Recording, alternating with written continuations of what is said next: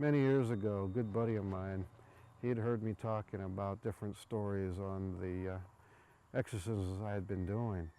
And he really didn't know what to believe, you know. Um, he was of Catholic faith. He had heard of exorcisms, of course, but he never knew anybody who actually did them. So we started talking, and he told me about his cousin who had been dating this, now fiancé, and figured that she was probably or possibly even possessed, having to do a lot with her family and the things that they would do, witchcraft and such, and actually using her for that witchcraft. So I told his cousin that they could bring her over to me and I could tell them whether or not she was possessed or not. I have a way of figuring this out. And I told him a few things that would come to be.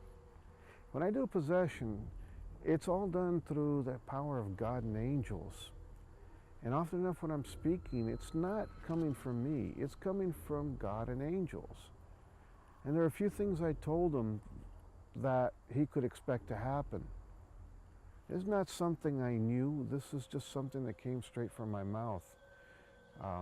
And I gave him those stories and they would come to be. There were warnings, okay? I didn't want anybody to get hurt. When I do an exorcism, I try to keep the number of people in there to a minimum, but I always want one person that is connected to the individual who's being exorcised. So, and I also told him when he's going to pick her up and bring her to my place, not to tell her that she was going there for the purpose of a possible